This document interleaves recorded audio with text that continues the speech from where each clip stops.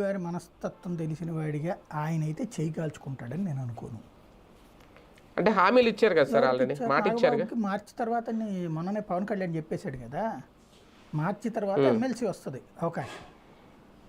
MLC రావాలంటే మార్చి వరకు ఆగాలి. వచ్చాకనే మంత్రి పదవి అని ఆయన చెప్పేశాడు మొన్ననే చిట్ చాట్లో. కాబట్టి మంత్రివర్గ విస్తరణ జరుగుతుంది, ఒక యాడింగ్ ఉంది, అవకాశం ఉంది కదా, ఇద్దరికేమో అవకాశం ఉంది ఒకటే కాబట్టి అందులో పెట్టేసుకోవచ్చు ఆయన.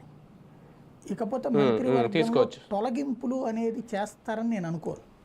ఏముంది పెర్ఫార్మెన్స్లో ఏం లోపం ఉంది, సవితలో కానీ లేకపోతే సుభాష్లో కానీ లేకపోతే కొండపల్లి శ్రీనివాసులో కానీ, ఎవడో సోషల్ మీడియాలో కడుపు మండినోడు లేకపోతే కనుక కావాలని వాళ్ళకి శత్రువుల్లా వ్యవహరించేటటువంటి లోకల్లో ఉన్నటువంటి ఇతర కులాలకు సంబంధించిన నాయకులు వాళ్ళు ఆడే డ్రామాలకి వీళ్ళు ఎందుకు బలవ్వాలి? ఇప్పుడు సుభాష్ తన మంత్రిత్వ శాఖలో చేసిన తప్పేంటి? వాళ్ళ అనుచరులు ఏదో చేశాడు. ఇప్పుడు మిగతా అనుచరులు అందరూ ఏమన్నా అద్భుతంగా ఉన్నారా ఏంటి?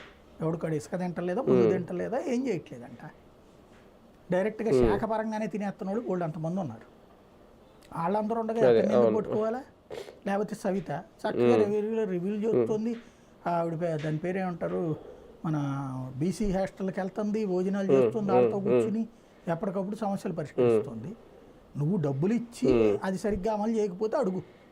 నువ్వు డబ్బులు ఇవ్వకుండా వాళ్ళు ఏం పని చేయట్లేదంటే వాళ్ళు ఇంకేం చేయాలి? వెళ్ళి ఏమైనా తవ్వి బావుల్లో నుంచి నీళ్ళు ఏమైనా దోడతారా, డబ్బులు ఏమైనా దోడతారా? ఆ శాఖకి సంబంధించిన డబ్బులు కార్మిక శాఖలో ఏం చేస్తారని నాకు తెలియగడుతున్నాను.